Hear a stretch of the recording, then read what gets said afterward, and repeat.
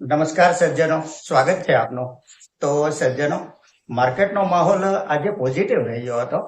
Nifty index 77 point વધી 24,620 અંક સાથે બંધ આવ્યો છે. આજે ઇરકોન ઇન્ટરનેશનલ 13% ચાલ્યો છે.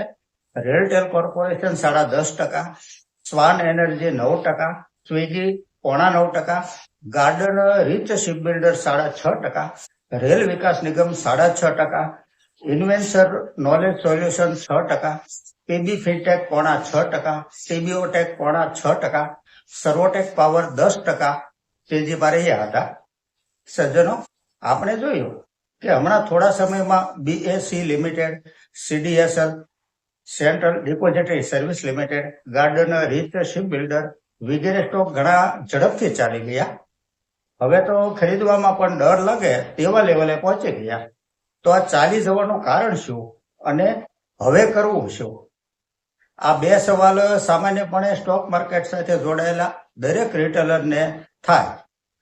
તો હવે ચાલી ગયાનું કારણ જોઈએ તો એકદમ સિમ્પલ છે કે આ દરેક કંપની પ્રોફિટેબલ હતી, ફંડામેન્ટલ સ્ટ્રોંગ હતા અને અમુક ચોક્કસ લેવલે ચોક્કસ રેન્જમાં સ્ટોક ટ્રેડ કરતા હતા. કોઈ એવી મોટી ખરીદી નહોતી આવતી અને મોટી ખરીદી મોટા માણસો કરી શકે જેવો બધા પોતાના ગણિતમાં હતા. રિટેલરોમાં એક ડર બેસાડી દીધો અને ત્યાર પછી ધીમે ધીમે માલ ભેગો કર્યા પછી એક સાથે સ્ટોકને ઉપર ઉપાડી લીધા. અને આ ગેમ માર્કેટમાં હંમેશા ચાલતી જ હોય છે. હવે બીજો સવાલ આવે છે કે હવે કરવું શું? તો આ પ્રશ્નનો જવાબ પણ સિમ્પલ છે કે જે ચાલી ગયા છે તે કંપનીની પાછળ ન દોડાય, પરંતુ એના જેવી અન્ય કંપની કે જે દબાયેલી છે, ફંડામેન્ટલ સારા છે, પ્રોફિટેબલ છે અને હાઈ લગાવીને નીચે અથવા સપોર્ટ લેવલ આજુબાજુ ટ્રેડ કરી રહ્યા છે તેવી કંપનીનો અભ્યાસ કરાય. આજે આપણે અહીં એવી થોડી કંપનીનો અભ્યાસ કરીશું, તો આપ સૌ જોડાયેલા રહેશો. દોસ્તો, અહીં કંપની તથા ફંડામેન્ટલના આજ સુધીના વીતેલા ઇતિહાસની ચર્ચા માત્ર અભ્યાસના હેતુથી કરીએ છીએ, જેને ખરીદ વેચાણની ભલામણ નહીં સમજવા આપ સૌને એક અનુરોધ કરું છું. આજની ચર્ચાની સૌથી પહેલી કંપની છે વીબીએલ, વરુણ બેવરેજીસ લિમિટેડ. આ એક એફએમસીજી કંપની છે જે 1990ના દશકથી પેપ્સિકો સાથે જોડાયેલી છે. ખાસ કરીને સોફ્ટ ડ્રિંક્સ બનાવી વેચવાનું કામકાજ કરે છે. આ કંપનીની ખાસિયત એ છે કે દરેક વખતે જૂન ક્વાર્ટરનું રિઝલ્ટ વધારે સારું આવે છે. સેલ્સ પ્રોફિટના આંકડા જૂન ક્વાર્ટરમાં મોટો જમ્પ આવે છે અને તેનું કારણ છે કંપનીનો સિઝનેબલ બિઝનેસ. સોફ્ટ ડ્રિંક્સનું વેચાણ ઉનાળામાં વધારે વધી જતું હોવાથી જૂન ક્વાર્ટર ઘણું સારું જતું હોય છે.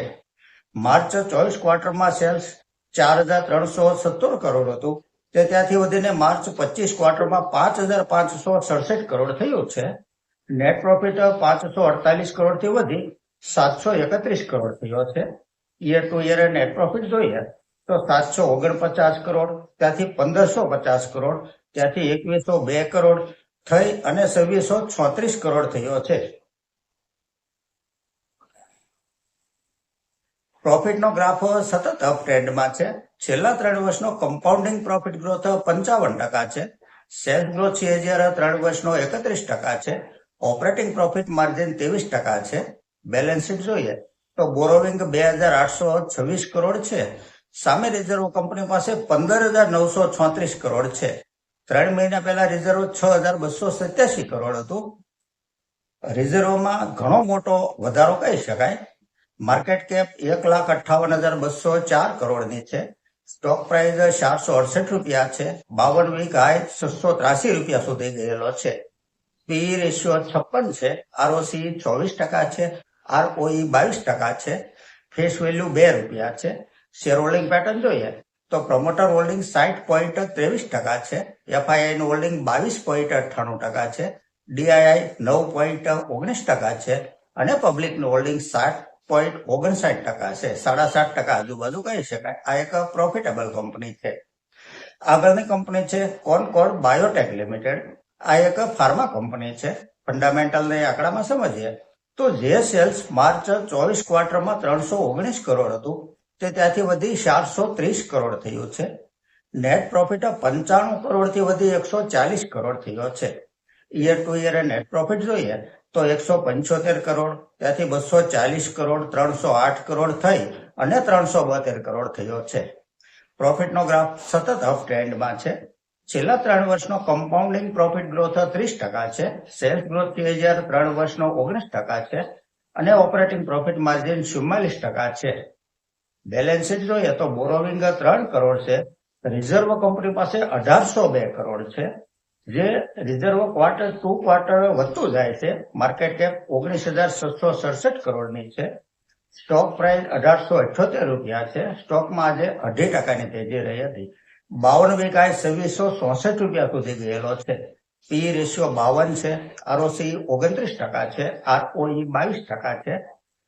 શેર હોલ્ડિંગ પેટર્ન જોઈએ તો પ્રમોટર હોલ્ડિંગ 44% છે. FII 9.35% છે. DII 9.16% છે અને પબ્લિક હોલ્ડિંગ 37.41% છે. આ એક પ્રોફિટેબલ કંપની છે. તો સજ્જનો, આ સાથે આજની આ ચર્ચા પૂરી કરીએ છીએ. જો આપને ચર્ચા પસંદ આવી હોય તો લાઈક અને સબસ્ક્રાઇબ કરવા વિનંતી કરું છું. નમસ્કાર.